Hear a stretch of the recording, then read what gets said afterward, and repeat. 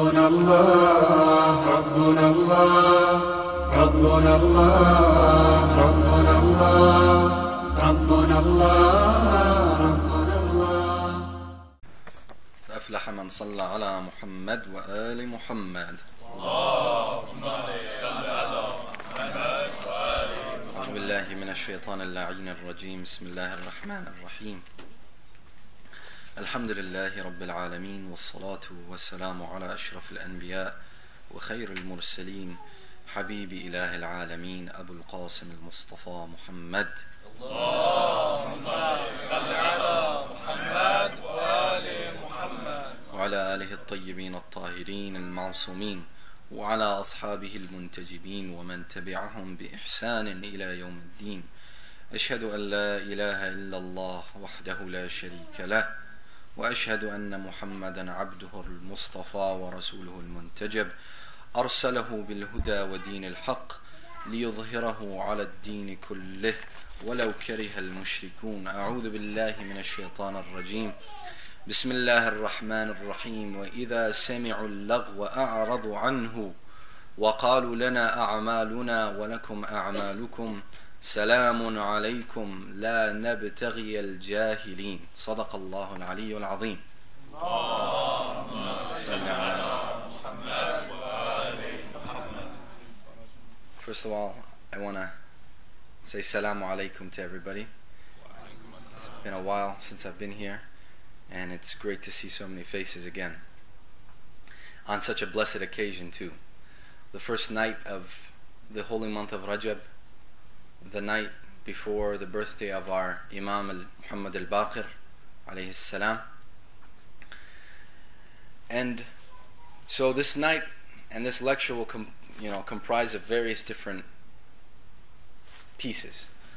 The first is a little word on Rajab and its holiness. Second is a little bit about the Imam. And third, inshallah, will be about this holy ayah, to draw lessons from the lives of the Imam, from the life of the Imam, and to ponder upon this holy ayah. Rajab is the third most important month of the Islamic calendar, after Ramadan and after Sha'ban. Its holiness is spread throughout the collections of sayings from the Prophet and the Imams. And it's narrated that the Prophet used to fast in the holy month of Rajab.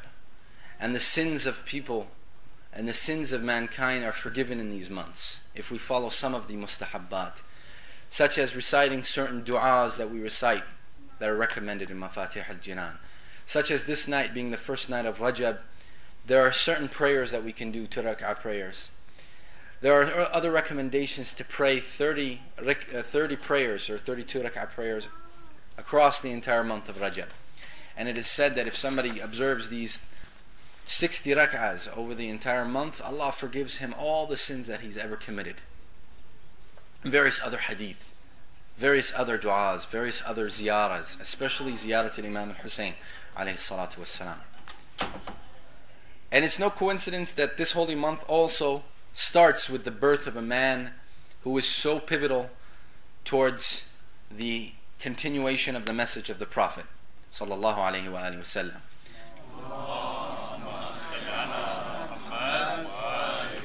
I speak of the man, the son of Ali ibn al-Hussein. His name is Mohammad Baqir. He was named by the Prophet because he is al-Baqir, Baqir ulum al-Nabiyyin, meaning he dices and slices through the knowledge of the prophets. That's his nickname. And in fact, it's narrated by the Muslim scholars that Jabir ibn Abdullah al-Ansari, the famous companion of the Holy Prophet, who lived to be very old and he grew blind. And he approached the Prophet one time and he asked him about the Imams that he keeps talking about. He says, "Oh Prophet, I've heard you mention the Khulafa, I've heard you mention the Imams after you. Who are these Imams?" And the Prophet ﷺ sat him down and said, "Oh Jabir, these are the Imams." And he went from each one. He went starting with Ali ibn Abi Talib to Al-Hasan, to Al-Hussein, to Ali ibn al-Hussein. And then he said, and the son of Ali ibn al-Hussein is Muhammad ibn Ali. You will meet him, O Jabir. Give my salam to him. and he is Baqir ulum al-Nabiyyi. So Jabir alayhi salam or alayhi rahmah one time was in the company of his Imam as-Sajjad, Ali ibn al-Husayn, and he saw a boy come into the room, or he heard a boy come into the room, and he asked him, "Who is this boy here?" He says, "This is my son Muhammad al-Baqir." And he said, "Salamu alaykum min Rasulillah." He said, "Peace be upon you from the Prophet." And the Imam, being a young boy, he says, "Wa alaykum wa ala Rasul as-salam." He says, "Peace be back to you and on the Prophet himself." And he said, "Do you know that the Prophet foretold your existence, and he told me about who you are, and here I am living and seeing the fact that you are born and you are this Imam from this holy household." So this great personality, what did he do? What did he contribute? One can't begin to even think about covering the life of this Imam in one night. One can't even begin to cover it in a week, 2 week, 3 week, 1 month span. If one were to look back and see many aspects of his life, you could spend a lot of time on it.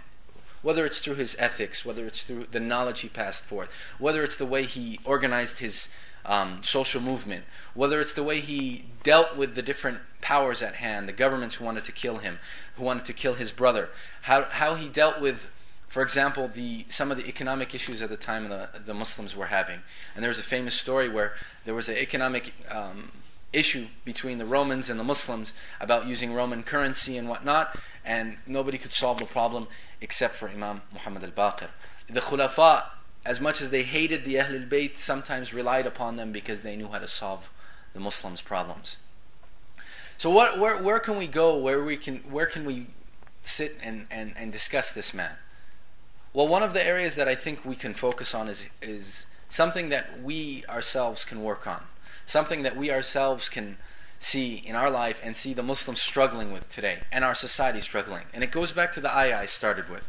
وَإِذَا سَمِعُوا اللَّغْوَ أَعْرَضُوا عَنْهُ وَقَالُوا لَنَا أَعْمَالُنَا وَلَكُمْ أَعْمَالُكُمْ سَلَامٌ عَلَيْكُمْ لَا نَبْتَغِيَ الْجَاهِلِينَ. This ayah from Surah Al-Qasas says, and when they hear al-laghu, which is translated false or vain talk, or more in this context, insults, they withdraw from it and say, "To us our deeds, and to you your deeds. Peace be on you. We seek not the ignorant folk."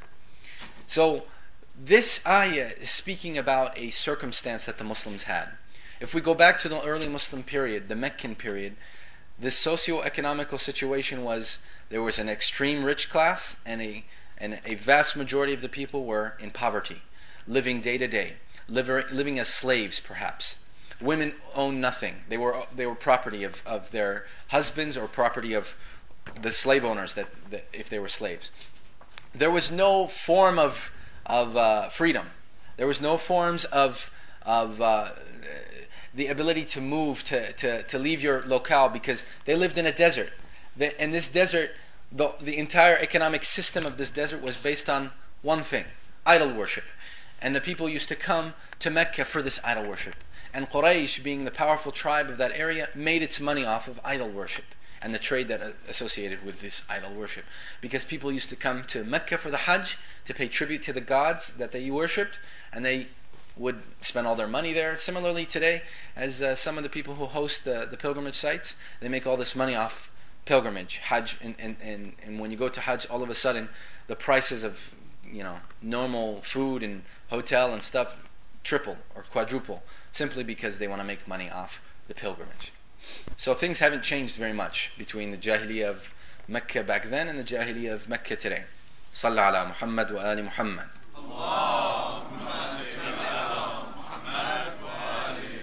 So we go back to that life and that early period, and we notice that most of the people who embraced the message of the Prophet were poor people, they were deprived people, they were oppressed people, they were women, they were slaves.